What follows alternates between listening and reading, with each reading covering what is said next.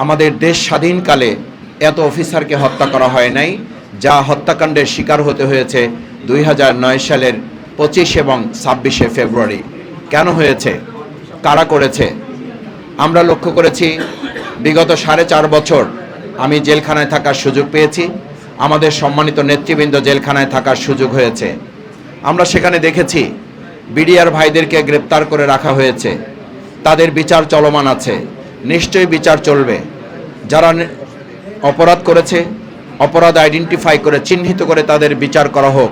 কিন্তু আমরা এটাও জেনেছি, কারো কারোর সাথে কথা বলে আমাদের কাছে মনে হয়েছে শুধুমাত্র বিচারের নামে বহু বিডিআর সদস্যদেরকে মাসের পর মাস, বছরের পর বছর অন্যায়ভাবে বিচার সম্পন্ন না করে তাদের পরিবারগুলোকেও এবং ব্যক্তিদেরকেও, বিডিআরদেরকেও ধ্বংস করে দেওয়ার আরেকটা চক্রান্ত করা হয়েছে বলে তাদের সাথে কথা বলে আমাদের কাছে মনে হয়েছে। পাঞ্জাবের জগতে একটি বিশ্বস্ত নাম শাবাব এথনিক ওয়্যার।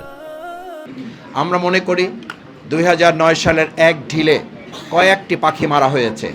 প্রথমত, সেদিন 9 সালে এই হত্যাকাণ্ডের মধ্য দিয়ে 2014 সাল, 2018 সাল, 2024 সালের রাত্রিকালীন ভোট, আমি এবং ডামির ভোট এবং জনগণহীন এক ভোট সম্পন্ন করার জন্য দেশপ্রেমিক সেনাবাহিনীর সদস্যদেরকে হত্যাকাণ্ডের মাধ্যমে তারা তা সম্পন্ন করতে চেয়েছিলেন এবং কিছু কিছু ক্ষেত্রে তারা সফলও হয়েছিলেন। আমাদের কথা পরিষ্কার, নো সমঝোতা, সমঝোতার কোনো আপোষের কোনো বিষয় নেই।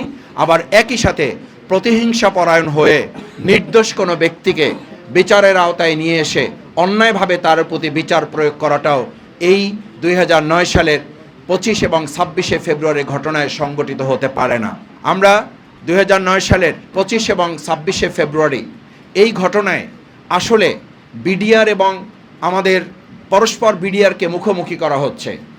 এটি কোনো কোনো অংশে যদি সত্য হয়ে থাকে, প্রতিবেদন সরকার গঠন করেছিল, তারা সেদিন তাদের পক্ষ থেকে কমিটি নির্ধারণ করেছিল, কিন্তু এটা তো সত্য যে এই বিডিআরদেরকে কোনো একটা জায়গা থেকে তাদেরকে উস্কানি দিয়ে তাদের নেপথ্যে থেকে সেই সময় যারা ভূমিকা পালন করেছেন, কুশীলব হিসাবে যারা কাজ করেছেন, নেপথ্যে থেকে যারা ভূমিকা পালন করেছেন, সেই সময়ের তৎকালীন প্রধানমন্ত্রী শেখ হাসিনা কোনোভাবেই এই দায় এড়াতে পারেন না।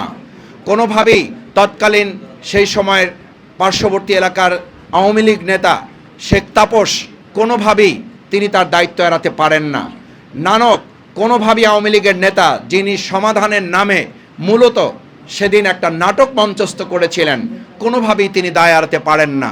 আমরা পরিষ্কার মনে করি এই বিডিআরদেরকে বছরের পর বছর আটকে রেখে বিচারের নামে কোনো কোনো ক্ষেত্রে যেমন টালবাহানা করা হচ্ছে, একটা পরিবার ধ্বংস করে দেওয়া হয়েছে, একদিকে সেনাবাহিনীর চৌকস সেনা সদস্যদেরকে হত্যা করা হয়েছে, শহীদ করা হয়েছে, আর একদিকে আমাদের সীমান্তরক্ষী বাহিনী যারা জীবন বাজি রেখে, একটা সময় আমরা শুনতাম জনগণ বলতো রৌমারী সীমান্তে আমাদের পার্শ্ববর্তী রাষ্ট্রের বিএসএফকে যারা জীবন বাজি রেখে জনগণকে সাথে নিয়ে নারায়ে তাকবীর আল্লাহু আকবার স্লোগানের মধ্য দিয়ে সীমান্ত পাহারা দেওয়ার এক উজ্জ্বল দৃষ্টান্ত স্থাপন করেছিল।